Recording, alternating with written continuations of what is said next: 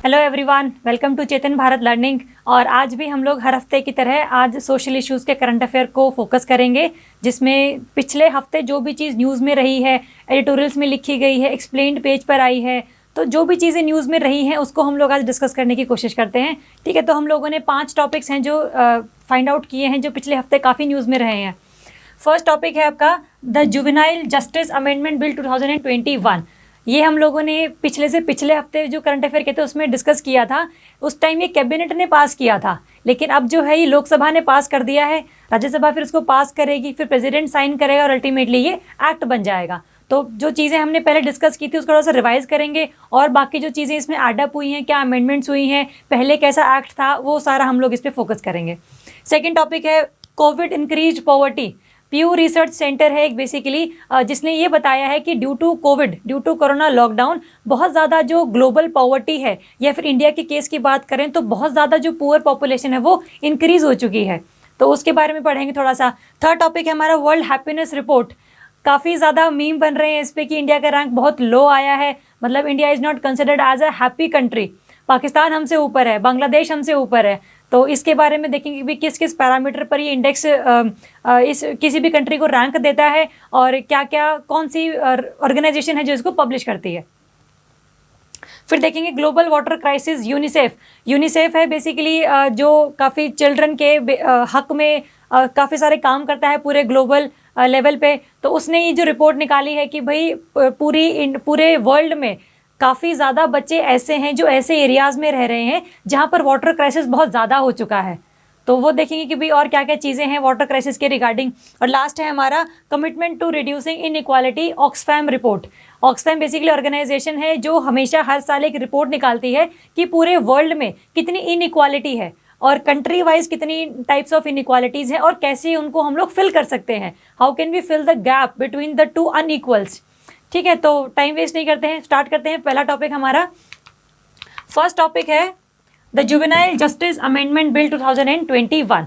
देखो हमने पहले बात कर चुके हैं इसकी कि कैबिनेट ने जब ये पास किया था, अगर ये अमेंडमेंट बिल है 2021 वाला, तो जो ओरिजिनल एक्ट है जे एक्ट 2015 उसमें कुछ अमेंडमेंट्स की गई हैं। अगर हम अमेंडमेंट्स की बात करें टोटली, तो आपको बस एक क्रक्स निकालना है, दिमाग में ये ध्यान रखना है कि ड्यूरिंग दी अमेंडमेंट्स जो डिस्ट्रिक्ट मजिस्ट्रेट है, जो डीसी है, उसकी पावर्स को बहुत ज़्यादा इंक्रीज़ कर दिया गया है। अगर हम जुवेनाइल की बात करें तो इसमें स्टार्टिंग वाले जो एक्ट है उसमें 2 चीज़ें हैं। एक तो एक ऐसा क्राइम, जुवेनाइल की बेसिकली अगर हम एज की बात करें तो 16 to 18 ईयर्स का जो भी चाइल्ड है that is considered as juvenile. तो जे 2015 में जे एक्ट 2015 जिसमें ये कहा गया है कि अगर 16 से नीचे कोई चाइल्ड कोई क्राइम करता है तो he or she will be treated as a child. तो उसको कोई भी 3 साल से ज़्यादा के लिए हम रिहेबिलिटेशन सेंटर में नहीं भेज सकते, मतलब उसको जेल नहीं होगी। लेकिन अगर 16 से 18 के बीच का कोई चाइल्ड है जो कोई क्राइम करता है, तो depending upon the seriousness of that crime उसको एज अ चाइल्ड या एज अ अडल्ट ट्रीट किया जाता है। और अगर 18 साल से ऊपर का कोई चाइल्ड है जो क्राइम करता है तो उसको तो अडल्ट हम लोग ट्रीट करते ही करते हैं, उसमें तो कोई ध्यान रखने की बात नहीं है। तो 16 से 18 का कोई पर्सन अगर कोई ऐसा क्राइम करता है जिसके लिए सज़ा लेस देन 3 ईयर्स है, तो उसको हम बोलेंगे कि ही or she has done the पेटी क्राइम। और अगर कोई ऐसा कोई क्राइम करता है कोई पर्सन, कोई चाइल्ड जिसकी सज़ा 3 से 7 साल के बीच है, तो हम बोलेंगे ही or she has committed the serious crime. और अगर कोई ऐसा क्राइम जिसका जो सज़ा है आईपीसी में that is more than 7 years, तो उसको हम बोलेंगे ही or she has committed the heinous crime. तो कौन सा क्राइम पेटी क्राइम माना जाएगा, कौन सा क्राइम सीरियस क्राइम माना जाएगा, कौन सा क्राइम हीनियस क्राइम माना जाएगा, दैट डिपेंड्स अपॉन दी सज़ा का जो प्रावधान है उसके अकॉर्डिंग डिसाइड किया जाएगा। तो अगर जो 7 साल से ज़्यादा की सज़ा जिस क्राइम के लिए है, अगर कोई चाइल्ड 16 से 18 साल का जो चाइल्ड है वो क्राइम कमिट करता है तो उसको एज एन अडल्ट ट्रीट किया जाएगा। बाकी ये जो 2 हैं जिनमें लेस देन 3 ईयर्स है या फिर 3 to 7 ईयर्स है, उसमें पर्सन को, उसमें चाइल्ड को एज अ चाइल्ड ही ट्रीट किया जाएगा, जिसके लिए उसको 3 साल से कम के लिए रिहेबिलिटेशन सेंटर में भेजा जाएगा। उसको जेल नहीं होगी, but he or she will be treated as a child and will sent to the rehabilitation centre of that district. लेकिन अगर 7 साल से ज़्यादा का है तो फिर उसको प्रॉपर जेल होगी। अगर हम क्राइम की बात करें, इसमें रेप क्राइम्स आ जाते हैं, इसमें मर्डर क्राइम्स आ जाते हैं, तो they are considered as mainly heinous crime.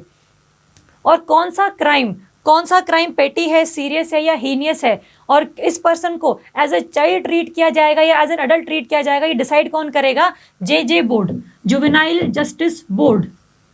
Juvenile justice board है, हर एक डिस्ट्रिक्ट में लगाया हुआ है। इसमें कुछ मेंबर्स होते हैं, गायनोकोलॉजिस्ट होते हैं, थोड़े से आपके जो पेडोलॉजिस्ट होते हैं वो होते हैं। तो सारे के सारे कुछ ऐसे पर्सन हैं जिनका चाइल्ड की फील्ड में थोड़ा ज़्यादा एक्सपीरियंस है।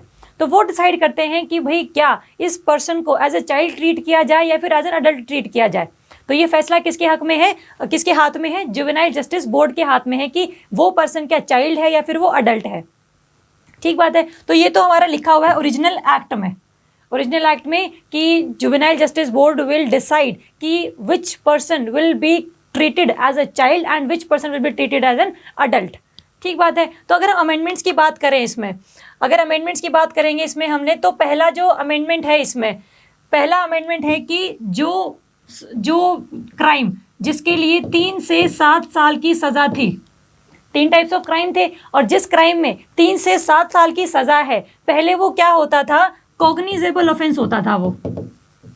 It was the cognizable offence. Earlier act में कॉग्निजेबल का मतलब होता है कि आपको विदाउट वारंट भी अरेस्ट किया जा सकता है बाय द पुलिस ऑफिसर। तो ये मतलब होता है कॉग्निजेबल का। मतलब अगर आपने कोई ऐसा क्राइम किया है जिसकी सज़ा 3 से 7 साल के बीच में है, तो आपको विदाउट वारंट भी गिरफ्तार किया जा सकता था। लेकिन अब इस जो नया एक्ट है उसमें जो अमेंडमेंट की गई है, उस अमेंडमेंट में इस क्राइम को जिसकी सज़ा 3 से 7 साल के बीच में है उसको नॉन कॉग्निजेबल बना दिया गया। मतलब विदाउट वारंट अब आपको गिरफ्तार नहीं किया जा सकता अगर आप कोई क्राइम करते हो। तो ये सीरियस वाला क्राइम है, तो अगर सीरियस क्राइम करोगे तो आपको विदाउट वारंट जो है गिरफ्तार नहीं किया जा सकता। तो ये एक अमेंडमेंट है इसमें। तो ध्यान रखना, पहले ये कॉग्निजेबल था, now it has become the non cognizable. Second, अगर हम अमेंडमेंट की बात करेंगे तो अडॉप्शन वाला है। पहले क्या होता था, जो अडॉप्शन ऑर्डर्स होते थे वो कौन रिलीज करता था? कोर्ट रिलीज करता था।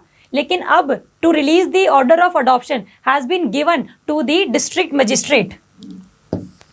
डिस्ट्रिक्ट मजिस्ट्रेट को ये पावर दे दी गई है कि आपके पास ये पावर है कि आप अडॉप्शन के ऑर्डर इशू कर सकते हैं। अगर हम जेजे एक्ट 2015 की बात करें तो इसमें एक एजेंसी थी कारा central adoption resource authority. Central adoption resource authority, JJ act 2015 के अंडर इसको हमने एक स्टैट्यूटरी स्टेटस प्रोवाइड कर दिया था। स्टैट्यूटरी स्टेटस मतलब इसकी पावर्स जो थी वो थोड़ी सी इंक्रीज कर दी गई थी। तो पहले जितना भी with in the country of India and मतलब इंटर कंट्री अडॉप्शन या इंट्रा कंट्री हो चाहे इंटर कंट्री हो, दोनों ही अडॉप्शन केसेस कौन देखता है? कारा देखती है। जो पूरी की पूरी परमिशन है वो कारा के थ्रू जाती है कि क्या ये पेरेंट इस चाइल्ड को अडॉप्ट कर सकता है कि नहीं कर सकता है। और जब ये परमिशन देगी तभी जो डिस्ट्रिक्ट मजिस्ट्रेट है आपके केस में वो अडॉप्शन के ऑर्डर इशू कर देगा। पहले कोर्ट करता था, लेकिन इसको चेंज क्यों कर दिया गया है? बिकॉज कोर्ट के ना काफ़ी ज़्यादा डिले होने लग गए थे, काफ़ी ज़्यादा चक्कर लगाने पड़ते थे लोगों को, बहुत ज़्यादा हैरेसमेंट होने लगी थी उस केस में। तो क्या है कि जो अडॉप्शन प्रोसेस है वो जल्दी हो जाए, इस वजह से अब जो अडॉप्शन के पूरे चार्जेस हैं, पूरे के पूरे जो पावर्स हैं, that has been given to the district magistrate. ठीक बात है। तो ध्यान रखना, अडॉप्शन के केसेस में पहले कोर्ट था और अब डिस्ट्रिक्ट मजिस्ट्रेट है। थर्ड की बात करेंगे तो अपील की बात करेंगे कि अगर किसी डिस्ट्रिक्ट मजिस्ट्रेट के ऑर्डर, जो अडॉप्शन के ऑर्डर्स हैं, उससे अगर आप खुश नहीं हो, आप उस डिस्ट्रिक्ट मजिस्ट्रेट ने आपकी जो फाइल है वो रिजेक्ट कर दी है या कुछ भी कर दिया जिससे आप खुश नहीं हो, तो उसके लिए आप अपील कर सकते हो with in the 30 days and before the divisional commissioner. मतलब उसी डिस्ट्रिक्ट का जो डिविजनल कमिश्नर होगा उसके पास जाकर आप डिस्ट्रिक्ट मजिस्ट्रेट द्वारा दिए गए ऑर्डर्स के खिलाफ अपील कर सकते हो। ठीक बात है। तो अपील का जो प्रावधान है वो आपके पास है। ऐसा नहीं है कि भाई आपने अडॉप्शन के लिए फाइल किया कोई केस और डिस्ट्रिक्ट मजिस्ट्रेट ने रिजेक्ट कर दिया तो आपके पास कोई ऑप्शन नहीं है। नहीं, लेकिन अब ऑप्शन है आपके पास। पहले एक्ट में ये ऑप्शन नहीं था, लेकिन अब ये है। ठीक बात। तो ध्यान रखेंगे, अडॉप्शन के ऑर्डर पहले कोर्ट करता था, अब डिस्ट्रिक्ट मजिस्ट्रेट करेगा। और अगर उस ऑर्डर से आप खुश नहीं हो तो आप उसकी अपील कर सकते हो with in front of the divisional commissioner of that district with in 30 days of the order. ठीक बात है। चलो नेक्स्ट देखेंगे additional function of the district magistrate. हमने पहले बात की है कि भाई आपने पूरा क्रक्स निकालना है इस अमेंडमेंट का। इस अमेंडमेंट का पूरा ये क्रक्स है कि बहुत ज़्यादा overwhelming powers has been given to the district magistrate. किसी भी डिस्ट्रिक्ट में अगर कोई चाइल्ड केयर इंस्टीट्यूशन है, चाइल्ड वेलफेयर कमेटी है, या फिर और कोई एनजीओ है जो चाइल्ड के वेलफेयर के लिए काम कर रहा है, अब उन सब के ऊपर जो सुपरविजन है वो किसकी होगी? डिस्ट्रिक्ट मजिस्ट्रेट की सुपरविजन होगी। मतलब अगर आपने कोई चाइल्ड वेलफेयर कमेटी में कोई मेंबर को इंक्लूड किया है, तो उस मेंबर के खिलाफ अगर पिछले टाइम में कोई केस चल रहा था, कोई क्रिमिनल केस चल रहा था, तो वो वाला जो मेंबर है वो उसमें मेंबर एज ए इंक्लूड नहीं हो सकता चाइल्ड वेलफेयर कमेटी में। तो सारी की सारी जो सुपरविजन की पावर है वो दे दी गई है डिस्ट्रिक्ट मजिस्ट्रेट को। हर एक सुपरविजन की बात कर लो, मॉनिटरिंग की बात कर लो, रेगुलेशन की बात कर लो, सारी की सारी जो पावर्स होंगी वो डिस्ट्रिक्ट मजिस्ट्रेट के पास होंगी। तो आपने क्रक्स इस तरीके से निकाला है इस अमेंडमेंट का। ठीक बात है। चलो नेक्स्ट हम देखते हैं डेजिग्नेटेड कोर्ट्स। जितने भी अर्लियर एक्ट के अंडर जो भी केसेस आए थे, अब वो सारे के सारे कहाँ जाएंगे? चिल्ड्रन कोर्ट में जाएंगे। हमने देखा था कि भाई सिंपल जो एक कोर्ट है ना चिल्ड्रन के लिए डेजिग्नेटेड होता है, ताकि उसको प्रॉपर जो अडल्ट वाली हैरेसमेंट है उसको फेस ना करना पड़े, उसके लिए प्रॉपर चिल्ड्रन कोर्ट बनाए जाते हैं। तो उस केस में उस कोर्ट में ही सारे के सारी जो चीज़ें होंगी वो इंक्लूड की जाएंगी।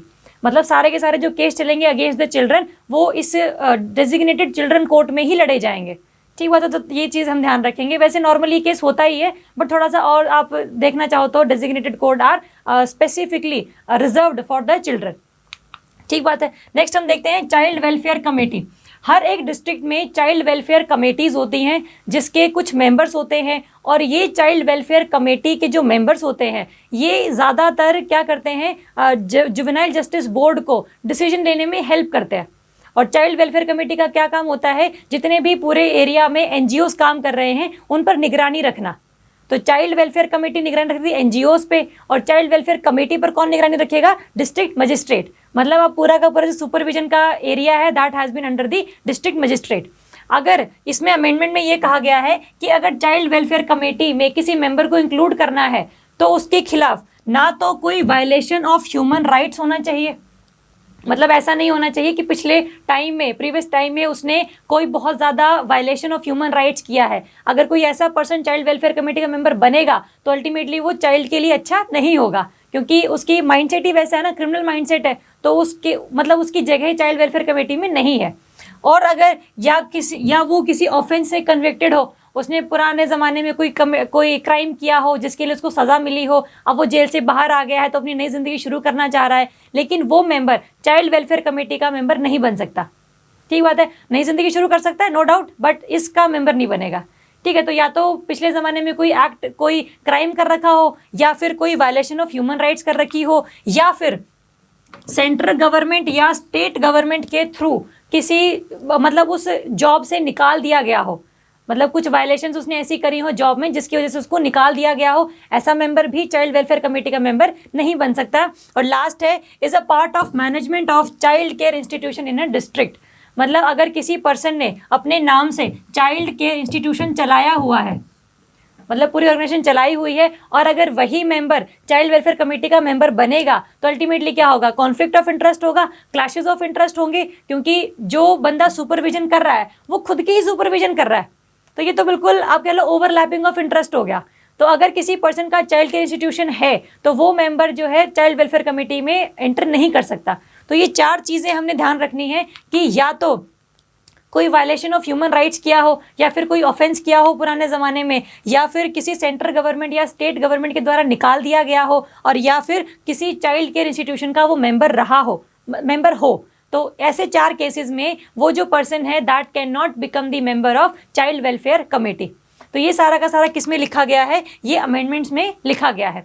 और दूसरी चीज़ क्या है? अगर चाइल्ड वेलफेयर कमेटी में जो मेंबर्स हैं उनको रिमूव करना है, रिमूव कौन करेगा? स्टेट गवर्नमेंट्स रिमूव करेंगे। ध्यान रखना, पेपर में अगर जैसे प्री में क्वेश्चंस आते हैं कि भाई consider the following statements regarding the amendments in the juvenile justice bill 2021, तो आपको लिख देंगे कि भी जो removal of child welfare committee है, removal of member of child welfare committee will be done by the central government. नहीं, कौन करेगा? स्टेट गवर्नमेंट करेगा। जुवेनाइल जस्टिस बोर्ड भी हर डिस्ट्रिक्ट में होता है, अंडर द स्टेट गवर्नमेंट आता है। चाइल्ड वेलफेयर कमेटी भी हर डिस्ट्रिक्ट में होती है और वो अंडर स्टेट गवर्नमेंट आती है। चाइल्ड केयर इंस्टीट्यूशंस ये सारे के सारे भी स्टेट गवर्नमेंट के अंडर ही आते हैं। तो जो भी ऑर्गेनाइजेशन इस एक्ट के अंडर आती हैं they are basically under the supervision of state government. तो ये आप बेसिकली एक पैटर्न बना सकते हो इसमें, अगर नहीं भी याद रखना तो आपको इस तरीके से याद रहेगा कि सब कुछ ही स्टेट गवर्नमेंट के अंडर आता है इस एक्ट में। तो अगर रिमूव करना है तो रिमूव करेगा स्टेट गवर्नमेंट, और किस बेसिस पर रिमूव करेगा, या तो वो पर्सन चाइल्ड वेलफेयर कमेटी की मीटिंग्स में आया नहीं है, और या फिर उसने बहुत ज़्यादा छुट्टियां ले ली हैं और बताया नहीं कि मैं छुट्टियों पर क्यों गया हूँ। तो ये सारी जो चीज़ें हैं that can be considered as for the removal of members of child welfare committee. ये सब का सब अमेंडमेंट्स में लिखा हुआ है। तो आपने ध्यान रखना है, पहले एक्ट में जो 2015 वाला एक्ट है उसमें हमने देखा था less than 3 years petty crime, 3 to 7 years serious crime, more than 7 years heinous crime. जो पहले 2 क्राइम्स हैं उनके लिए a child will be sent to the rehabilitation centre, और मोर देन 7 years के लिए जुवेनाइल जस्टिस बोर्ड के पास वो फैसला जाएगा कि क्या ये पर्सन, क्या ये child will be treated as a child और एज एन अडल्ट।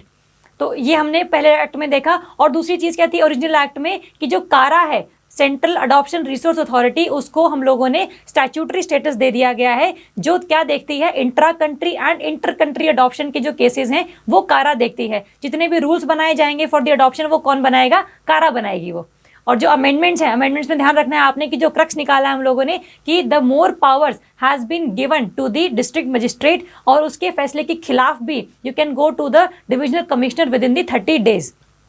और चाहे वो चाइल्ड वेलफेयर कमेटी हो, चाहे वो चाइल्ड केयर इंस्टीट्यूशंस हो, चाहे वो NGOs हो, चाहे वो अदर इंस्टीट्यूशंस हो, every organisation will be under the scanner of district magistrate.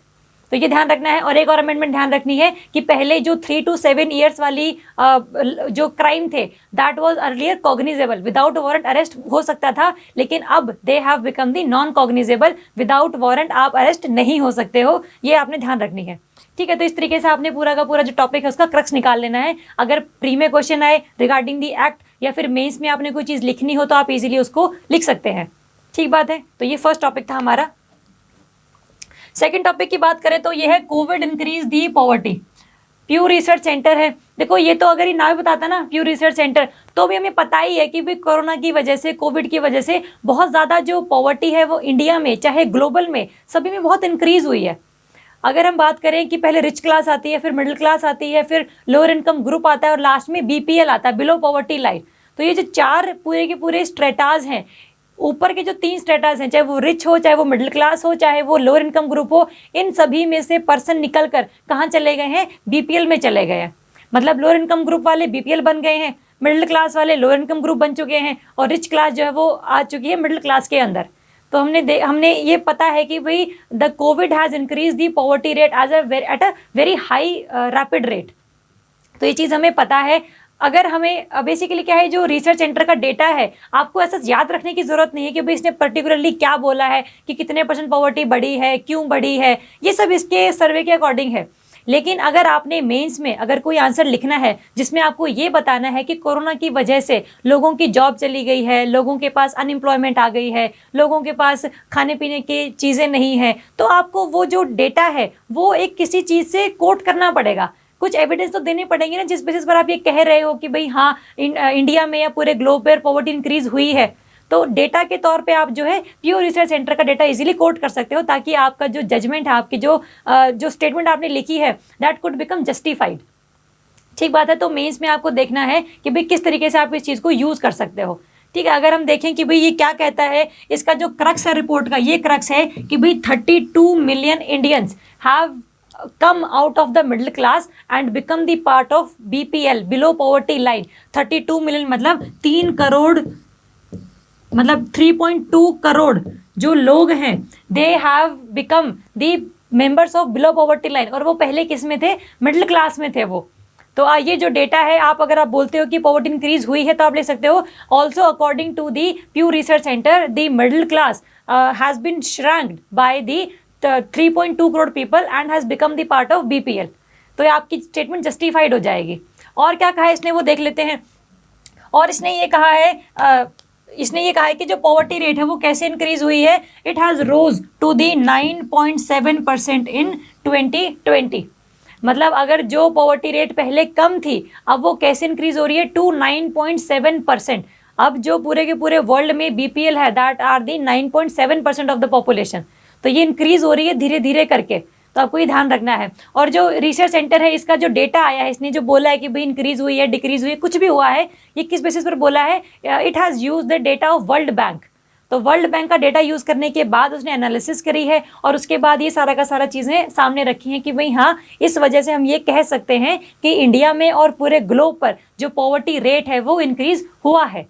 और 3.2 crore people has been moved from the middle class to the BPL. ये इंडिया का डेटा है प्रॉपर, ठीक है। अगर हम बात करेंगे पूरे इंडिया वाले की, तो इंडिया में जो है 9.7 जो पॉवर्टी रेट है वो इंक्रीज हुआ है।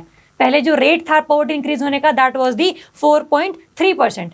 ये फोरकास्ट किया गया था कि इस बेसिस पर बढ़ेगा, लेकिन इसे डबल इंक्रीज हुई है पॉवर्टी रेट। तो ध्यान रखना, it has doubled the rate of increase in the poverty.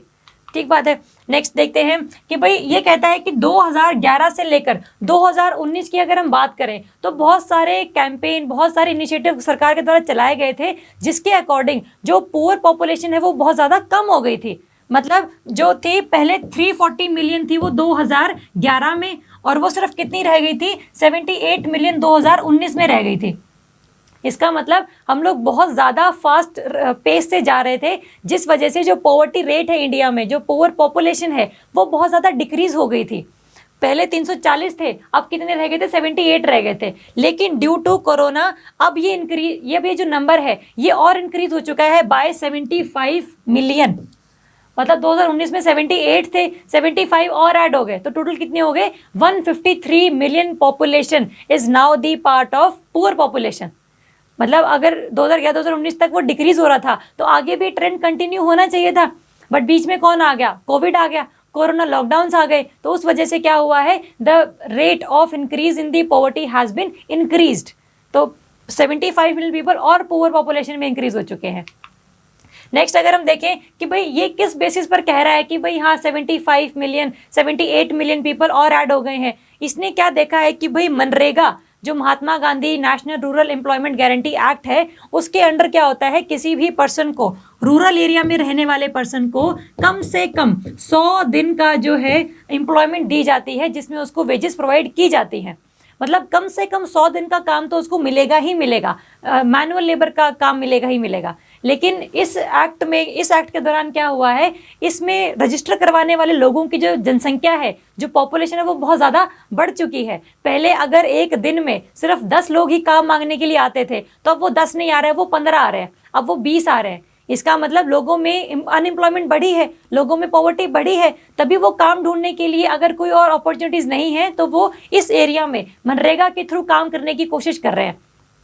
तो एक तो वर्ल्ड बैंक का डेटा और साथ में मनरेगा का डेटा भी यूज़ करके प्यू रिसर्च सेंटर ने ये बताया है कि भाई इंडिया में कोविड की वजह से पॉवर्टी इंक्रीज हुई है। ठीक बात है, रहेगा याद, क्रक्स निकालना है बेसिकली हमें। और देखते हैं रिड्यूस मिडिल क्लास, हमने देख लिया कि भाई 3.2 करोड़ पीपल जो थे, that has been removed from the middle class strata to the BPL, below poverty line strata. तो इस वजह से क्या है, काफ़ी ज़्यादा मिडिल क्लास की रिडक्शन हुई है। सेकंड देखते हैं shrank lower income group. Lower income group से भी जो पीपल है वो कहाँ चले गए हैं, बिलो पॉवर्टी लाइन में चले गए हैं, ये हमने देखा था।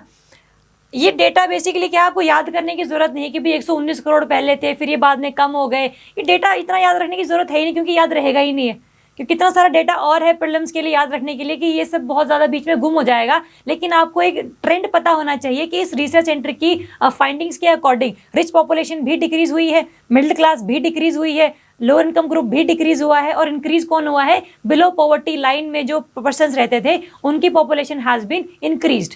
तो डेटा जो भी रहे वो याद रखने की जरूरत नहीं है, बट एक ट्रेंड पता होना चाहिए, जनरलाइज पैटर्न पता होना चाहिए हमें। ठीक बात है, चलो नेक्स्ट थिंग, रिच पॉपुलेशन ये भी डिक्रीज हुई है। पहले 30% से ज़्यादा तक ये कम हो गई है, मतलब 1.8 करोड़ पीपल जो पहले रिच माने जाते थे, अब वो किस में आ गए हैं, वो मिडिल क्लास में आ गए हैं। डेटा नहीं भी याद रहे कोई दिक्कत वाली बात नहीं, सिंपल ट्रेंड पता है हमें कि भाई यहाँ डिक्रीज हुई है इनकी पॉपुलेशन। ओके, अगर हम ग्लोबल सिनेरियो की बात करें, ग्लोबल सिनेरियो में भी क्या है, जो पॉवर्टी रेट है इट हैज़ ऑल्सो इंक्रीज्ड। मतलब ये भी इंक्रीज हुआ ही है, इंडिया में भी इंक्रीज हुआ है और ग्लोबल लेवल पर भी इंक्रीज हुआ है। ये रिसर्च सेंटर की क्रक्स है रिपोर्ट का। ठीक बात है, तो डेटा याद मत रखो, कोई ज़रूरत नहीं है। पुअर क्लास है, पुअर क्लास भी क्या है, ये डेटा याद रख लेना। ये आप बेसिकली इंट्रोडक्शन में किसी भी आंसर के कोट कर सकते हो, जिसमें क्या बोला है कि भाई 803 मिलियन पीपल हो चुके हैं पुअर 2020 में, जो पहले कितने थे 672 मिलियन। 672 मिलियन टू 803 मिलियन, ये इंक्रीज है in the population of poor population, BPL, below poverty line. तो आप कह सकते हो कि जो वर्ल्ड है, वर्ल्ड में पुअर पॉपुलेशन बहुत तेजी से इंक्रीज हो रही है। पहले वो 672 मिलियन पीपल थे, अब वो कितने हो चुके हैं, 803 मिलियन हो चुके हैं। ये डेटा आपने इंट्रोडक्शन में कहीं ना कहीं कोट कर सकते हो, ये याद रख लेना बस। पूरा रिपोर्ट ना भी याद रखना हो तो बस ये याद कर लेना कि भाई पुअर पॉपुलेशन की जो नंबर है, जो अमाउंट है, ये इतनी हो चुकी है। ठीक है, चलो नेक्स्ट देखेंगे मिडिल क्लास। मिडिल क्लास भी पूरे ग्लोबल लेवल पर भी डिक्रीज हुई ही है, ये सब याद रखने की जरूरत नहीं है। नेक्स्ट लिखेंगे रीजंस। रीजंस क्या है कि भाई क्या ऐसे रीजंस हुए कि कोविड की वजह से पॉवर्टी इंक्रीज हुई है।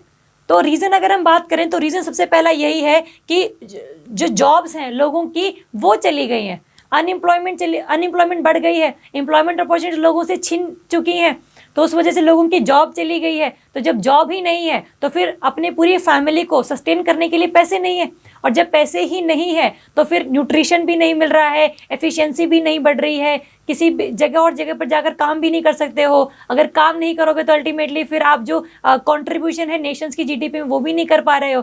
तो सारी चीज़ें इकट्ठी हो चुकी है। तो कोविड की वजह से पॉवर्टी इंक्रीज सबसे ज़्यादा किस वजह से हुई है, क्योंकि लोगों ने अपनी जो जॉब्स हैं वो खो दी हैं, इसलिए they are now becoming the poor population. एक तो ये रीज़न है, और साथ में एक और रीज़न इसने बताया है कि लॉकडाउन से पहले भी, कोविड के आने से पहले भी ऐसी बात नहीं है कि बहुत अच्छी पोजीशन थी, उसके आने से पहले भी इंडिया में भी और ग्लोबल लेवल पर भी बहुत ज़्यादा इकोनॉमी डाउन चल रही थी। अगर हम इंडिया की भी बात करें तो इंडिया में भी इकोनॉमी बहुत डाउन चल रही थी। कोरोना ने तो सिर्फ उसको थोड़ा सा और एग्जैजरेट कर दिया कि और ज़्यादा तेज़ी से वो डिक्रीज़ हो रही है, मतलब जीडीपी और कम हो रही है, लेकिन उससे पहले भी सिचुएशन अच्छी थी नहीं। तो पहले से ही लोग जो थे वो एक मार्जिन लाइन पर रह रहे थे कि भाई ना वो पुअर पॉपुलेशन है ना ही वो लो इनकम ग्रुप का पार्ट है। लेकिन जैसे ही लॉकडाउन लगा वैसे ही जॉब चली गई, और जैसे ही जॉब चली गई तो उस मार्जिन से निकलकर वो कहाँ चले गए, बीपीएल में चले गए। तो ये दो रीजंस दिए हैं इस रिसर्च सेंटर ने कि एक तो अनएम्प्लॉयमेंट, और दूसरा कोरोना से पहले भी जो लोग मार्जिन ऑफ द पॉवर्टी पर थे, आफ्टर कोविड के आने के बाद वो कहाँ चले गए, बीपीएल की पॉपुलेशन में चले गए वो भी।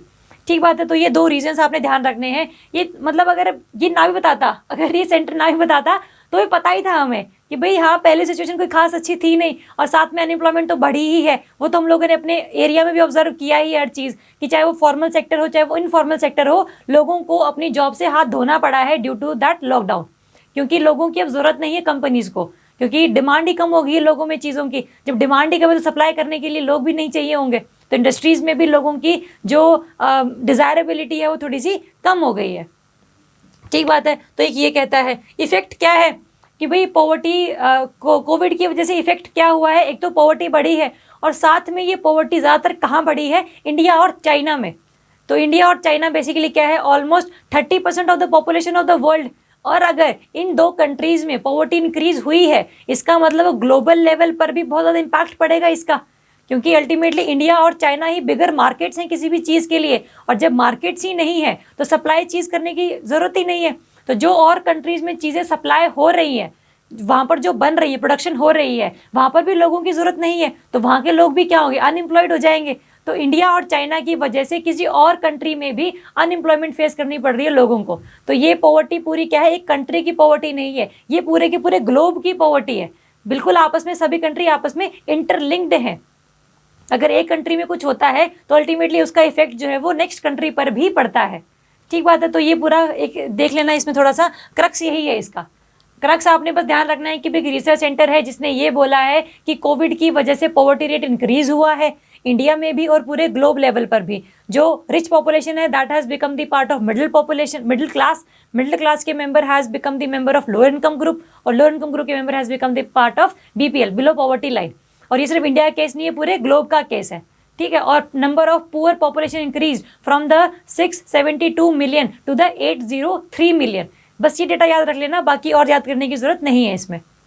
ठीक। ठीक बात है, प्री में नहीं पूछा जाएगा ये वाला टॉपिक, लेकिन मेंस में आप इसका डेटा यूज करके अपनी स्टेटमेंट को जस्टिफाई कर सकते हो। आपका आंसर जो थोड़ा सा सुंदर लगेगा कि भाई हाँ, इस बच्चे को पता है कि क्या चीज़ हो रही है दुनिया में। तो ठीक बात है। चलो नेक्स्ट करेंगे world happiness report. World happiness report है, इसका मतलब कोई इंडेक्स रिलीज किया होगा। वो इंडेक्स किसने रिलीज किया है, क्या क्या किस बेसिस पर, पैरामीटर्स के बेसिस पर उसको रिलीज किया गया है, साथ में इंडिया का रैंक क्या है, क्या ये रैंक पिछले साल से घटा है या बढ़ा है, ये सब सारी चीज़ें जो प्री में आ सकती हैं इजीली। ठीक बात। तो देखते हैं इसको भी रिलीज कौन करता है। This report has been released by the sustainable development solution network.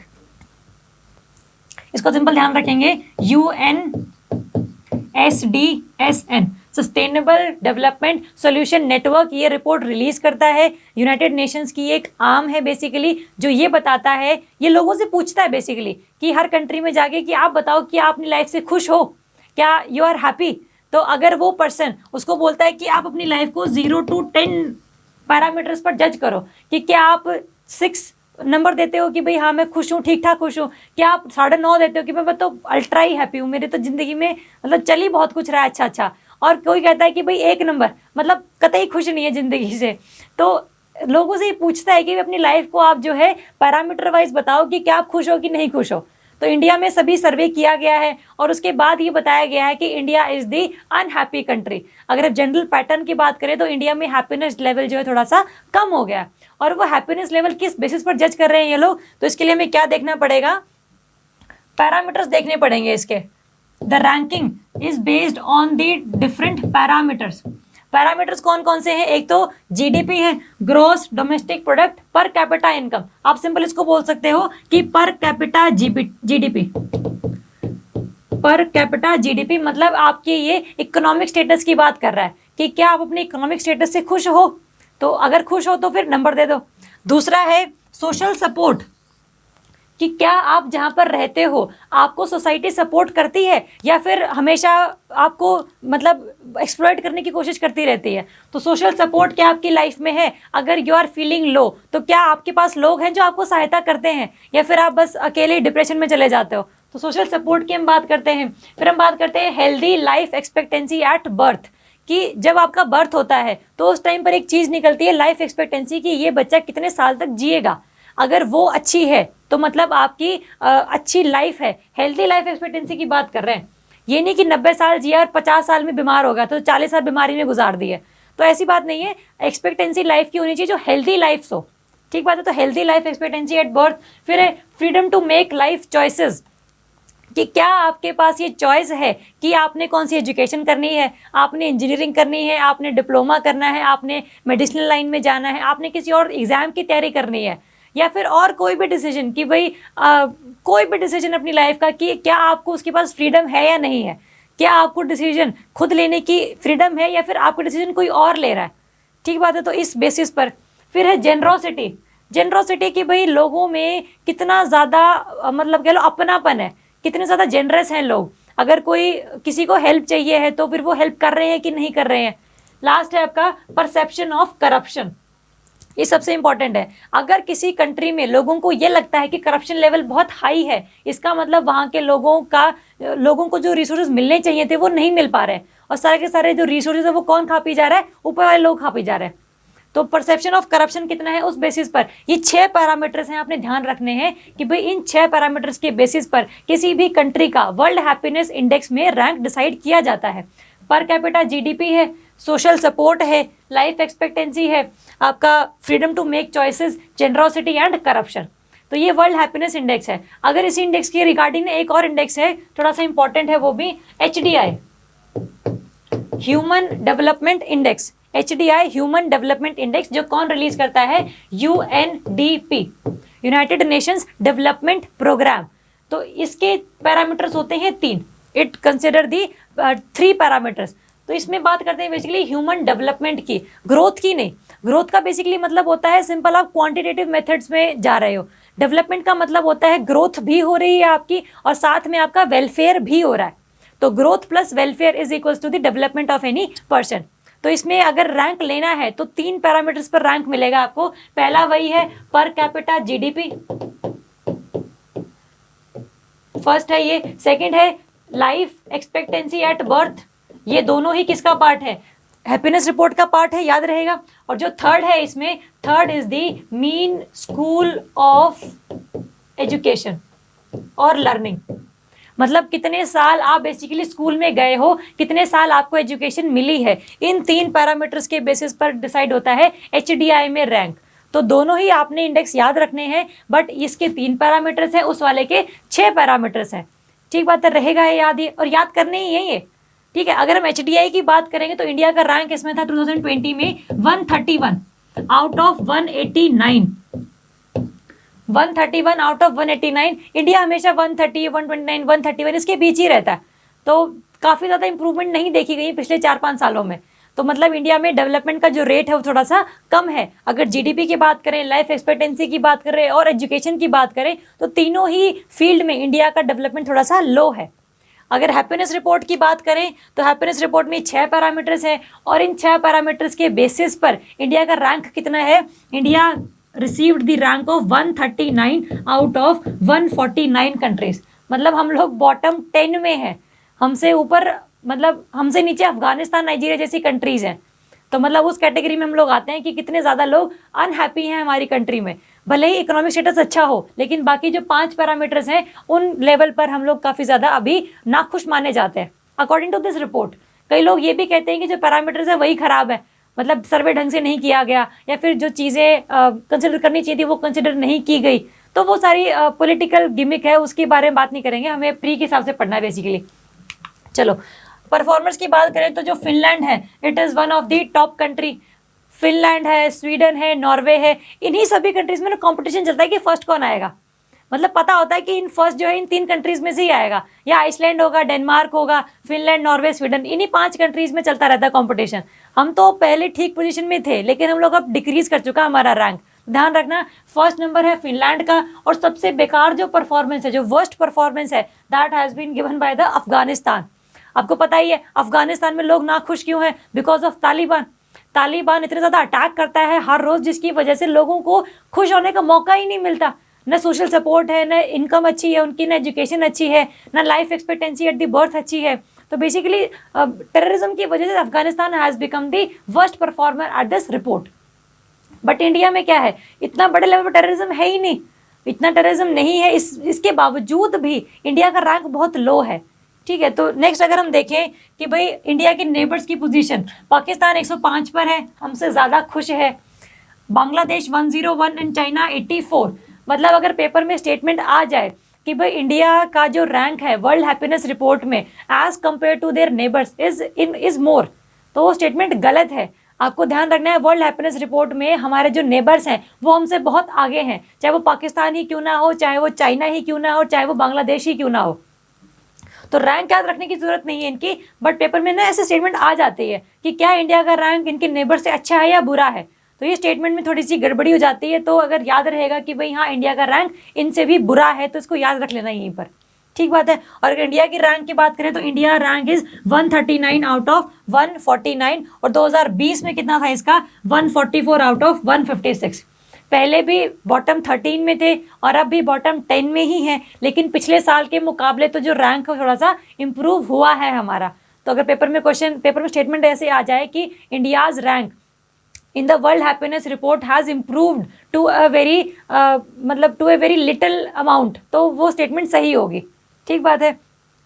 तो ये रिपोर्ट है, कौन पब्लिश करता है, किन पैरामीटर्स पर पब्लिश करता है, इंडिया का रैंक क्या है, क्या इंडिया का रैंक पहले से इम्प्रूव हुआ है या मतलब डिक्रीज हुआ है, और या फिर इंडिया के जो नेबर्स हैं उनका रैंक अच्छा है या हमसे बुरा है, ये पूरा का पूरा हमें पता होना चाहिए किसी भी इंडेक्स के बारे में।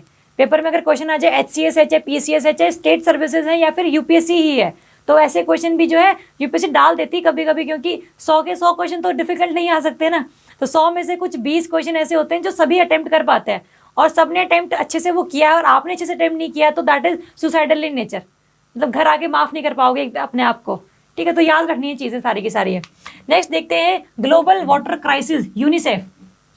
यूनिसेफ बेसिकली ऑर्गेनाइजेशन है यूनाइटेड नेशंस की, एक बेसिकली और एक आर्म है बेसिकली जो स्पेसिफिकली किसके बिहाफ पर काम करता है, किसके लिए काम करता है, चिल्ड्रन के लिए काम करता है, खास करके वो चिल्ड्रन जो बहुत ज़्यादा हाई और एक्सट्रीमली वल्नरेबल कंट्रीज़ में या एरियाज़ में रहते हैं।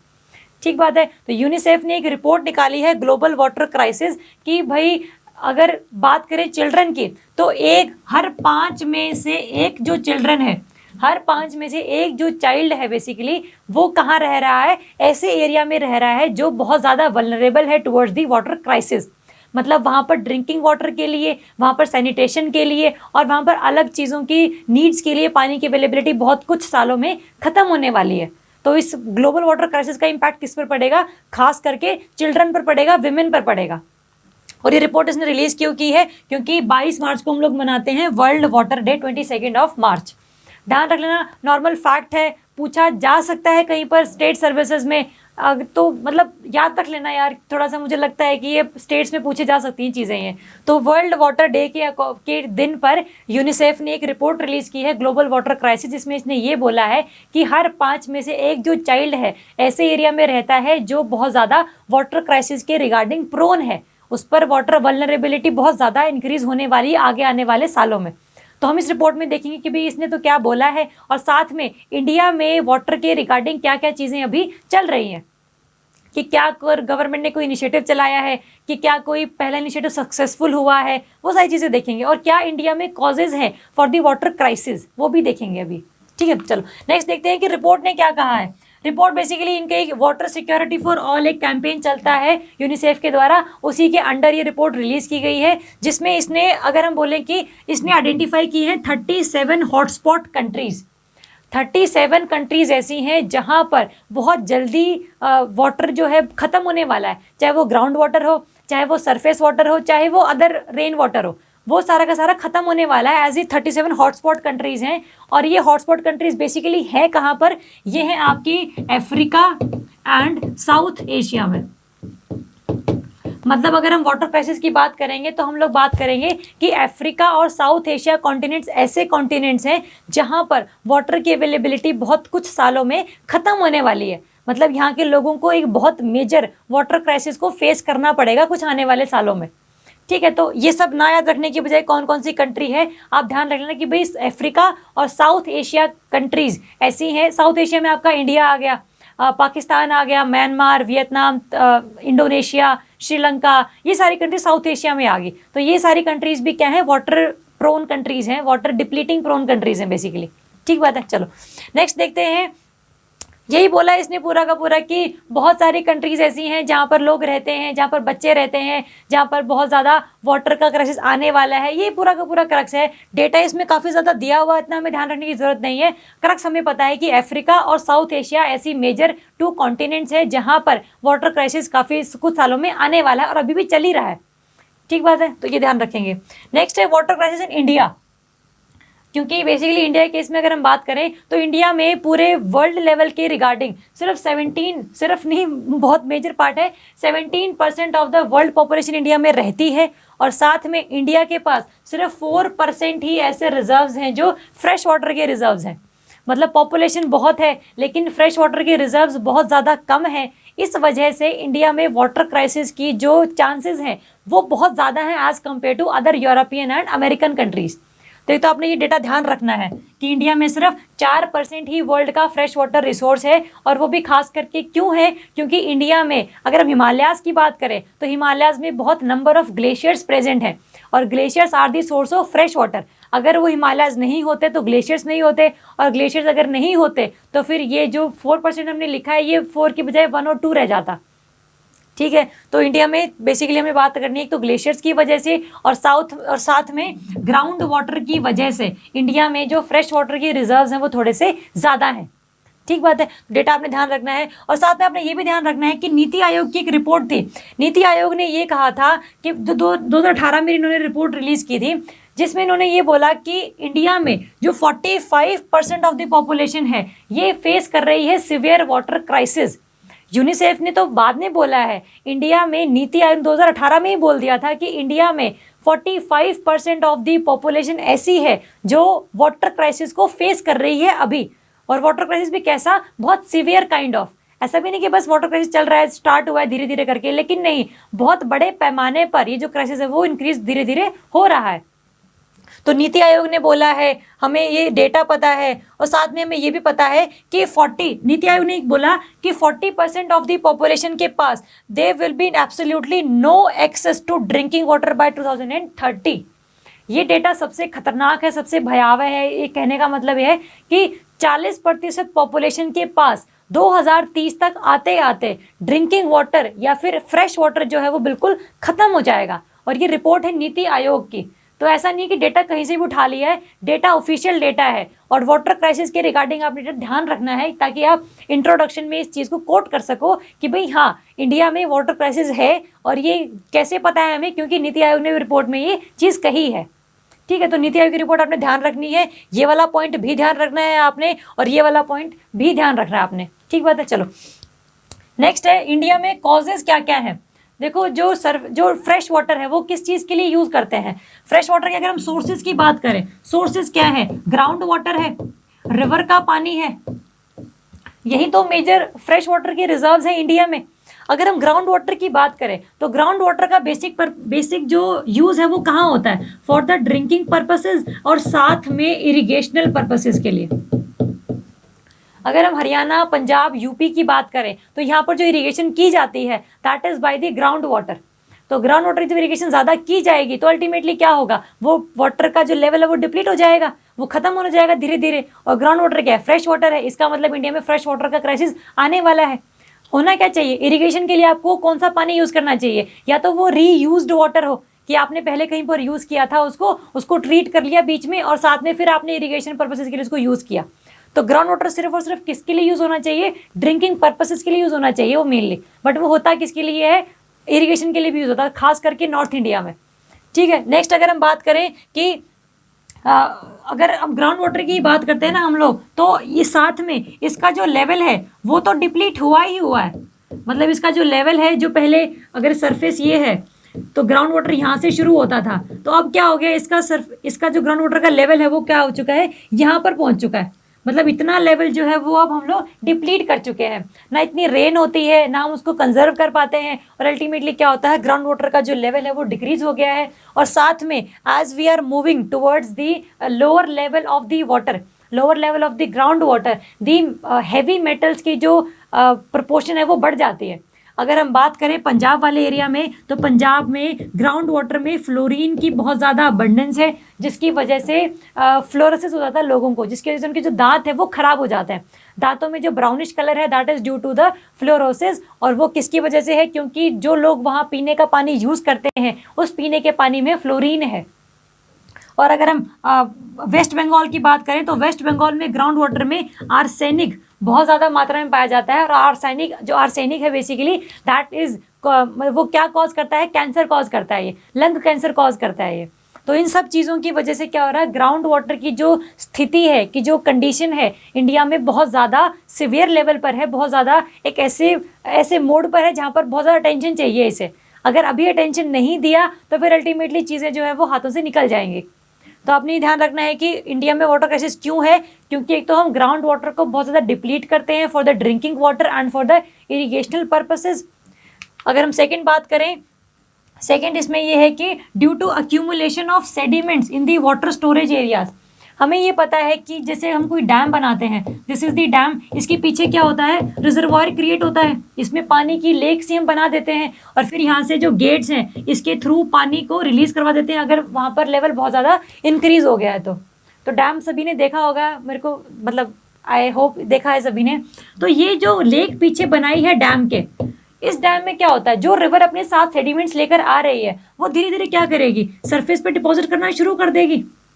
तो जो सारे सेडिमेंट्स अगर सरफेस पे ही डिपॉजिट कर रही है तो धीरे धीरे इस लेक की वाटर होल्डिंग कैपेसिटी क्या होगी? कम हो जाएगी। और अगर वाटर होल्डिंग कैपेसिटी कम हो गई तो ज़्यादा पानी जो है वो इस डैम के थ्रू निकल जाएगा। मतलब कम से कम वाटर को हम स्टोर कर पाए, क्योंकि सेडिमेंटेशन इंक्रीज हो गई है। तो इंडिया में जितने भी डैम्स हैं अभी, उनमें क्या दिक्कत फेस की जा रही है? ये दिक्कत फेस की जा रही है कि यहाँ पर सेडिमेंटेशन बहुत ज़्यादा इंक्रीज हो चुकी है, जिसकी वजह से इस डैम की लेक पे, डैम के रिजर्वायर पे बहुत ज़्यादा वाटर होल्डिंग कैपेसिटी नहीं रही है और सारा का सारा पानी कहाँ चला जाता है? अपने ओशन में चला जाता है। तो एक तो ये रीजन है। पहला रीजन क्या था, ग्राउंड वाटर की depletion for the drinking purposes and for the irrigation purposes, और सेकंड है due to accumulation of sediments in the water storage dams.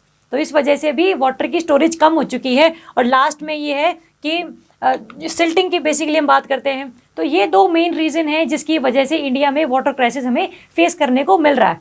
याद रहेगा, ये तो मेंस में भी आप इजीली लिख सकते हो और प्री में भी आ सकता है कि प्री में आ सकता है कि what are the causes of water crisis in India, क्योंकि प्री में अब फैक्ट बेस्ड क्वेश्चन नहीं आ रहे हैं इंडिया, यूपीएससी में अब आ रहे हैं आपके एनालिटिकल बेस्ड क्वेश्चंस, जहाँ पर आपकी जो थिंकिंग लेवल है उसको बेसिकली जज किया जाता है। तो आप प्री में भी इजी क्वेश्चन आ सकता है ये वाला, तो इसमें कोई मतलब ऐसा नहीं हो कि बहुत दूर से क्वेश्चन आ गया, बहुत बाहर से क्वेश्चन आ गया, नहीं, क्वेश्चन ईजी ही था ये। अगर हम मेजर्स की बात करें कि भाई इंडिया में वाटर क्राइसिस है, इसको बचाने के लिए इंडिया गवर्नमेंट ने किया क्या है, तो जो मेजर्स हैं, पहला अगर मेजर की बात करेंगे, जल शक्ति अभियान, एक कैंपेन चलाया गया था बाय द जल शक्ति मिनिस्ट्री, जिसका नाम क्या है, कैच द रेन कैंपेन। नाम से क्लियर है, कैच द रेन, इसका मतलब जो भी रेन हो रही है उसके पानी को आपने स्टोर करके रखना है। तो उसके पानी को जब स्टोर करके रखोगे तो अल्टीमेटली क्या, उसको आप इरिगेशन के लिए भी यूज़ कर सकते हो, उसको आप घरों में किसी और चीज़ के लिए भी यूज़ कर सकते हो, कपड़े धोने के लिए या फिर किसी और चीज़ के लिए। और ड्रिंकिंग वाटर के लिए तो है ही क्या, ग्राउंड वाटर तो है ही है वो। तो जल शक्ति अभियान के अंडर इस कैंपेन के अकॉर्डिंग इंडिया में कैच द रेन कैंपेन चल रहा है फ्रॉम दी 22 मार्च 2021 टू 30 नवंबर 2021। क्योंकि देखो ये वाला सीजन क्या है, pre monsoon and the monsoon period. India में मानसून कब आता है, इंडिया में मानसून 20 मई से लेकर 15 सितंबर तक रहता है, और 15 सितंबर के बाद क्या है, वो जाना शुरू कर देता है। मतलब नॉर्थ ईस्ट मानसून जो है बेसिकली वो जा रहा है। तो इस पूरे पीरियड को हमने क्या बोल दिया है कि भाई कैंपेन चलाएंगे जिसके अकॉर्डिंग पूरे इंडिया में सभी लोगों को ये मतलब ये प्रमोट किया जाएगा, मोटिवेट किया जाएगा कि जो रेन वाटर हार्वेस्टिंग है आप वो करो, घरों में भी, इंस्टीट्यूशंस में भी, और जो गवर्नमेंट बिल्डिंग्स है वहाँ पर भी। तो बेसिक जो क्रक्स है इस कैंपेन का, that is to conserve the water of rain by the rain water harvesting. उसको स्टोर करो, उसको किसी और चीज़ के लिए यूज़ करो बाद में। ठीक बात है। तो कैच द रेन कैंपेन इस तरीके से आपने ध्यान रखना है कि एक कैंपेन है जो सरकार ने चलाया है to conserve the water and to prevent the water crisis in India. Next है जल जीवन मिशन। ये तो हम इतनी बार डिस्कस कर चुके हैं ना, मतलब अब तो सबको रटी जाना चाहिए। ये जल जीवन मिशन के दो आर्म्स हैं, एक अर्बन आर्म है और एक रूरल आर्म है। अर्बन वाला तो पहले चलाया गया था, रूरल वाला कब चलाया गया है, इन दी बजट 2021। तो इस 21-22 वाला जो बजट अभी रिलीज किया था फरवरी में, उसमें जल जीवन मिशन रूरल भी इन लोगों ने लॉन्च किया था। जल जीवन मिशन का सिर्फ इतना काम है कि भाई चाहे वो रूरल एरिया हो चाहे वो अर्बन एरिया हो, दोनों ही एरियाज में जो पीने का पानी है that should go from the functional taps. मतलब हर घर में वो टूटी लगी होनी चाहिए, नल लगे होने चाहिए, जिससे सभी घरों पर पानी पहुंचाया जा सके। इसका अगर हम बात करें जल जीवन मिशन का, तो इसका जो मोटो था दैट वाज नल से जल। तो बस आपने ये बेसिकली ध्यान रखना है कि जल जीवन मिशन है, अर्बन एरियाज के लिए भी है, रूरल एरियाज के लिए भी है, जल शक्ति मिनिस्ट्री ने चलाया है। इसका बेसिक पर्पस यही है कि सभी घरों को पानी जो है वो नलके से मिले, जो टूटियाँ लगी हुई हैं वहाँ से मिले, कि लोगों को पानी के लिए बहुत लंबे रास्ते तय करके कहीं और कुएं वगैरह या फिर नहरों वगैरह से या फिर किसी पॉन्ड वगैरह से ना लेकर आना पड़े, उनके घरों में पानी इजीली अवेलेबल करवाया जा सके। क्योंकि इससे क्या है, एक तो थोड़ा सा मेंटल एग्जॉशन कम होती है, क्योंकि सारा का सारा पानी जो टाइम है सारा का सारा वो पानी लेके आने में गुजर जाता है। तो इस वजह से क्या है, बहुत ज़्यादा एक तो एक्सप्लॉयटेशन भी होती है कि भाई इतनी गर्मी हो चाहे सर्दी हो आपको पानी लेने जाना पड़ रहा है। तो इस मिशन के अकॉर्डिंग आपने ध्यान रखना है कि भाई इस मिशन के अकॉर्डिंग सभी लोगों के घरों में पानी आएगा थ्रू द नल, थ्रू द टूटी, जो भी आप कहना चाहो उसको। और this is the one of the sustainable development goal 6। देखो ये जो सस्टेनेबल डेवलपमेंट गोल्स है ना, ये आप अगर बैठे होगे ना याद करने के लिए कि 17 गोल्स हैं मुझे आज ये याद करने हैं, ये याद नहीं होंगे। ये याद कैसे होंगे, जब आप इन डेवलपमेंटल गोल्स को किसी टॉपिक के रिलेटेड पढ़ोगे। हमने बात की है कि भाई अगर वाटर की हम बात कर रहे हैं, इसका मतलब सस्टेनेबल डेवलपमेंट गोल 6 की बात कर रहे हैं, तब आपको ये याद रहेगा। लेकिन अगर आप सिंपल आप इसको याद करने बैठे होते हैं तो आपको याद नहीं होता ये। तो आपको ये पता है कि हमने जब जल जीवन मिशन डिस्कस किया था तब हम लोगों ने सस्टेनेबल डेवलपमेंट गोल 6 की बात की थी, अब आपको ये याद रह जाएगा। ठीक है, तो 6 आपको इसलिए तरीके से ध्यान रखना है। पिछली क्लास में हम लोगों ने देखा था, जब हमने विमेन और मैन की इनइक्वालिटी के बारे में बात किया था, तो हमने देखा था कि सस्टेनेबल डेवलपमेंट गोल 5 जो 5 है वो ये कहता है कि there should be no gender inequality between man and women. तो मतलब there should be gender parity होनी चाहिए। तो इस तरीके से आपको उस टाइम वो याद हो गया था, 6 वाला आज याद हो गया, तो इस तरीके से 2 याद हो गया आपको। तो जैसे जैसे चीज़ें आती जाएंगी वैसे वैसे जो चीज़ें हैं आपको SDGs याद होते जाएंगे। अगर हम पॉवर्टी की बात करें, हमने जो पिछले अभी स्लाइड्स में किया है कि प्यू रिसर्च सेंटर ने बोला है कि पॉवर्टी इंक्रीज हुई है, तो पॉवर्टी को डिक्रीज करने का, एब्सोल्यूट पॉवर्टी को खत्म करने का जो गोल है दैट इज सस्टेनेबल डेवलपमेंट गोल 1। तो ये भी ध्यान रखना, एक पॉवर्टी वाला 1 है, वाटर वाला 6 है, और मैन और विमेन की जेंडर इनइक्वालिटी वाला 5 है। तो 3 तो देखो ये याद हो गए अपने को। जैसे जैसे टॉपिक आते जाएंगे वैसे वैसे आपने चीज़ें याद करती जानी है। चलो, तो नेक्स्ट हम देखते हैं और क्या है। सरकार ने चलाया मिनिस्ट्री ऑफ जल शक्ति। तो जल शक्ति मिनिस्ट्री बनाई गई है बेसिकली, पहले कुछ और मिनिस्ट्री थी। अब प्रॉपर फोकस करने के लिए, प्रॉपर प्रिजर्व करने के लिए हम लोगों ने क्या है, एक अलग से मिनिस्ट्री बना दी है कि जो ये डिसाइड करेगी, जो ये इंश्योर करेगी कि सभी लोगों को जो पानी है वो उनकी नीड्स को पूरा करने के लिए अवेलेबल कराया जा सके। ठीक बात है, तो ये ध्यान रख सकते हैं हम लोग। जिसने एक ये कैंपेन भी चलाया था, जल शक्ति अभियान, उसी अभियान के अंडर कौन सा कैंपेन चलाया है, कैच द रेन कैंपेन चलाया है। तो चीज़ें देखो इंटरलिंक हो गई सारी की सारी। तो ये हमारा 4th टॉपिक था, याद कर लेना इसको थोड़ा सा, मेंस पॉइंट ऑफ व्यू से भी और प्री पॉइंट ऑफ व्यू से भी। ठीक बात है। चलो नेक्स्ट है commitment to reducing inequality index, CRI, commitment to reducing inequality. Oxfam report basically है जो ये ऑक्सफैम ऑर्गेनाइजेशन है बेसिकली, जो ये रिपोर्ट लॉन्च करता है, जो ये बताता है कि पूरे वर्ल्ड में या एक कंट्री के विद इन कितनी ज़्यादा इनइक्वालिटी है, कि जो गरीब है वो कितना गरीब है, जो रिच है वो कितना रिच है, और ये जो गैप है, दिस इज द इनइक्वालिटी, वो कितना ज़्यादा है। क्या इंडिया में ये ज़्यादा है, क्या ये अफगानिस्तान में ज़्यादा है, क्या ये अमेरिका में ज़्यादा है, क्या ये यूरोप में ज़्यादा है, तो ये सब ये बताता है सारे के सारे। ठीक है, अगर हम इंडिया की बात करें, ये न्यूज़ में बेसिकली क्यों था, क्योंकि इसने इंडिया को काफ़ी लो रैंक्स दिए थे सभी पैरामीटर्स पर, और फिर मिनिस्ट्री ने स्टेटमेंट लॉन्च किया था जिसमें ये बोला था कि भाई इस रिपोर्ट को लॉन्च करते टाइम जिन पैरामीटर्स की बात की गई है वो पैरामीटर्स सही नहीं है, मतलब इंडिया की कंडीशन इतनी बुरी नहीं है जितनी वो दिखा रहे हैं। और वो ये कह रहे हैं कि इंडिया में जो नए लेबर कोड्स आए हैं ना, बेसिकली 4 नए लेबर कोड्स हैं, आप इकोनॉमी में पढ़ोगे वो, तो उन लेबर कोड्स के अकॉर्डिंग इन्होंने वो रिपोर्ट में चीज़ें नहीं कंसिडर की, इसलिए इंडिया को इन लोगों ने लो रैंक प्रोवाइड किया है। तो मतलब ये जस्टिफिकेशन है कि भाई रैंक भले ही लो आया है लेकिन हमारी गलती नहीं है उसमें, क्योंकि उनके पैरामीटर्स ही खराब है। ठीक है, तो देखते हैं कि रिपोर्ट ने बेसिकली कहा क्या है एक्चुअली। ये रिपोर्ट ये कहती है कि इसने सभी कंट्रीज को किस बेसिस पर रैंक किया है, to measuring their policies and actions in 3 areas, कि किसी भी कंट्री ने, किसी भी सरकार ने इन 3 एरियाज में जो स्टेप्स लिए हैं, public service, taxation and workers right. अगर पब्लिक सर्विस की बात करेंगे तो उसमें हेल्थ आएगा, एजुकेशन आएगा एंड सोशल प्रोटेक्शन आएगा। इन 3 चीज़ों, इन 3 पैरामीटर्स के बेसिस पर किस कंट्री ने कितना काम किया है टू रिड्यूस द इनइक्वालिटी, कि भाई क्या पब्लिक सर्विस, एक जो गरीब आदमी है उसको भी मिल रही है, हेल्थ फैसिलिटीज उसको भी मिल रही है, एजुकेशन उसको मिल रही है, सोशल प्रोटेक्शन उसको मिल रही है, जो प्रोटेक्शन जो किसको मिल रही है, रिच आदमी को मिल रही है। तो इस बेसिस पर सेकंड है टैक्सेशन, कि क्या जो टैक्सेशन है रिच आदमी ज़्यादा भर रहा है, गरीब आदमी को कम भरना चाहिए मेनली, बिकॉज इंडिया में there is a proportional tax, जितनी ज़्यादा इनकम होती है उतना टैक्स भरना पड़ता है। तो क्या वो टैक्सेशन बेसिस पर रिच आदमी को ज़्यादा भरना पड़ रहा है या पूरा आदमी को कम भरना पड़ रहा है, उस बेसिस पर देखेंगे कि भाई क्या रैंक है। और लास्ट में आपका वर्कर्स राइट, कि जो वर्कर्स आपके इनफॉर्मल या फॉर्मल सेक्टर किसी में भी काम करते हैं उनको उनके राइट्स प्रोवाइड किए जा रहे हैं कि नहीं किए जा रहे हैं। तो इन 3 बेसिस पर इस ऑक्सफैम ने रैंक दिए हैं सभी कंट्रीज़ को, जिसमें अगर हम इंडिया की बात करेंगे, इंडिया को मिले हैं, इंडिया का ओवरऑल जो रैंक है दैट इज 129 आउट ऑफ 158। ये तो है ओवरऑल रैंक, कि भाई 158 कंट्रीज है जिसमें से 129 रैंक ही है। देखो आज हमने काफ़ी सारे रैंक किए हैं इसलिए थोड़ा कंफ्यूज मत होना। ऑक्सफैम वाले का 129 है 158 में से, वर्ल्ड हैप्पीनेस में 139 है आउट ऑफ 149, और जो HDI हम लोगों ने किया है उसमें है 131 आउट ऑफ 189 कंट्रीज। तो ध्यान रखना, तीनों इंडेक्स ध्यान रखना किन के रैंक क्या है, बेसिकली कंफ्यूज मत होना, सबको मिक्सअप मत कर देना, अलग अलग चीज़ें याद रखना। ठीक है, तो ओवरऑल जो रैंक है इंडिया का दैट इज़ 129। और अगर हम नॉर्मल बोलें कि भाई कैसे कैसे है नॉर्मल में, अगर हम इसकी बात करें वर्कर्स के राइट्स की बात करेंगे तो इंडिया का रैंक है 141 आउट ऑफ, पहले 141 था अब कितना है 151 है, सॉरी। वर्कर्स के राइट की अगर हम बात करेंगे तो इंडिया का जो रैंक है दैट इज नाउ 151, मतलब बहुत ज़्यादा ही लो है। इसका मतलब इंडिया में जो वर्कर्स के राइट है वो उनको ढंग से नहीं मिल रहे हैं। ट्रेड यूनियंस अपना ढंग से काम नहीं कर रही हैं। जो मैनेजमेंट में कोटा होना चाहिए, जो लोगों को पार्टिसिपेशन होनी चाहिए किसी कंपनी की मैनेजमेंट में, वो उनको नहीं मिल रही है।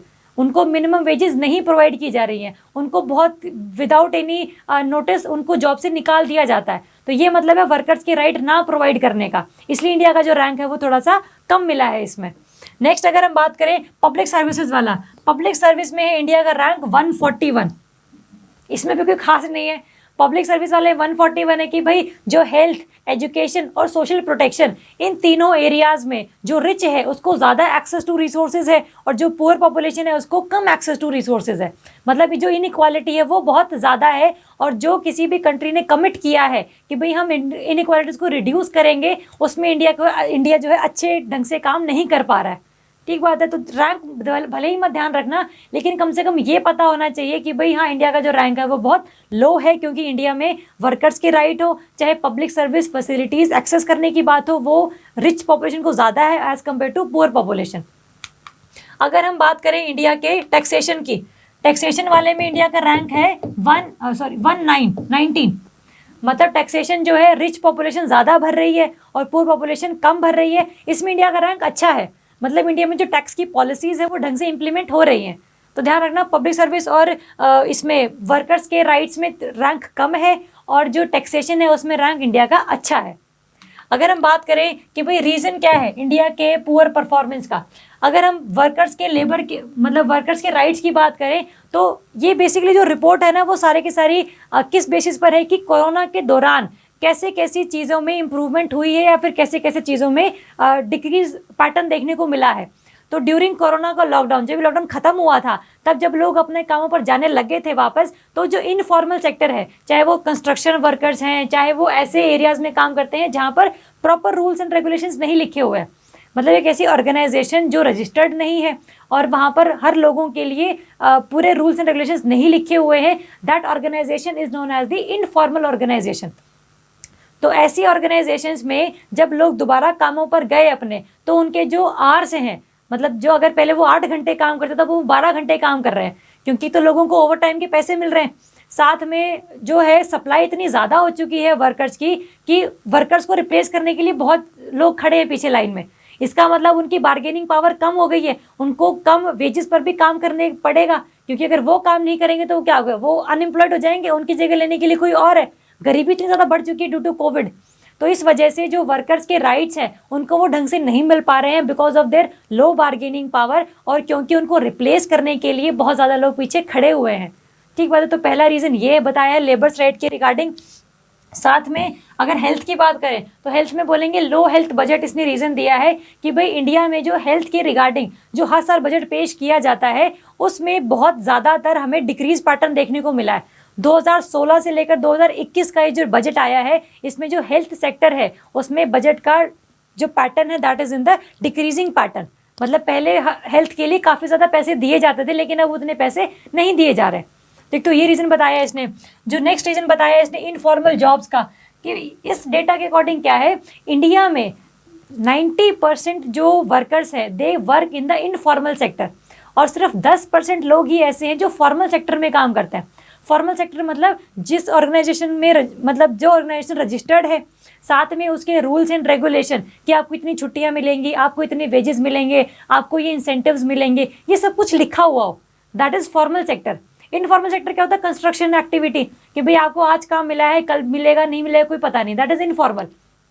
लेकिन अगर आप किसी कॉलेज में काम कर रहे हो, स्कूल में काम कर रहे हो, तो आपको प्रॉपर एक डॉक्यूमेंट मिलता है कि भाई हाँ आप यहाँ काम करते हो, आपको इतनी वेजेस मिलेंगी, आपकी इतनी छुट्टियाँ हैं और आपको ये इंसेंटिव्स मिलेंगे।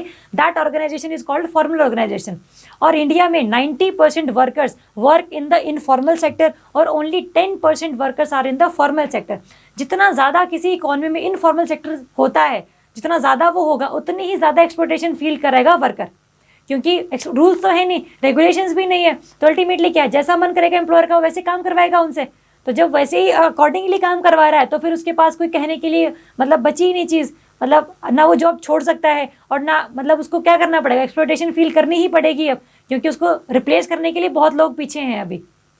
ठीक है। तो ये जो ऑक्सफैम है इसने ये 3 रीजंस दिए हैं, एक तो लो हेल्थ बजट, इंडिया में इनफॉर्मल सेक्टर का होना, और साथ में ये फर्स्ट वाला कि जहाँ पर कोविड की वजह से जो मिनिमम आवर्स हैं काम करने वाले वो काफ़ी ज़्यादा इंक्रीज़ कर दिए गए थे, और जो मिनिमम वेजेस हैं वो बहुत ज़्यादा डिक्रीज़ कर दी गई थी। इन सब की वजह से इंडिया में जो इनइक्वालिटी है, जो पॉवर्टी है, वो बहुत ज़्यादा रैपिड पेस पर बढ़ रही है। ठीक है, तो ये पूरा का पूरा क्रक्स है इस रिपोर्ट का।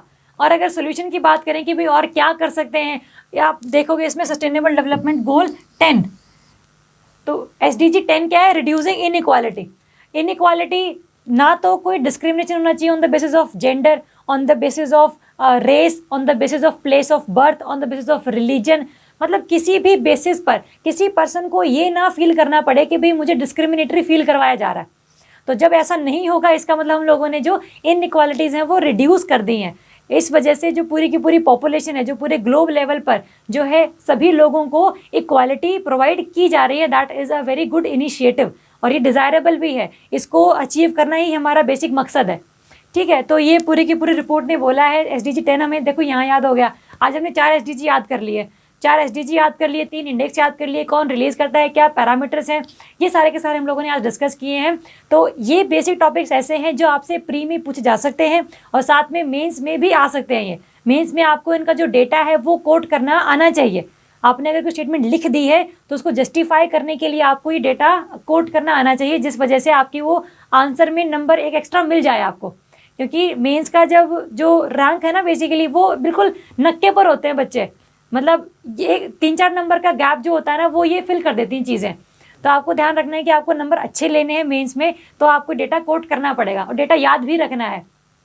डेटा सारा नहीं, मैंने बहुत सारी स्लाइड्स ऐसी बनाई जिसमें डेटा बहुत सारा था, जो मैंने करवाया ही नहीं आप लोगों को, क्योंकि वो ज़रूरत ही नहीं है। जो डेटा मैंने आपको बोला कि याद कर लेना, बस वो ही फोकस करना, उसको एक बार रिवाइज कर लेना, ताकि आप उसको भूलें नहीं बात के लिए। ठीक बात है, तो अभी के लिए यहीं पर ख़त्म करते हैं। Thank you so much, all the best.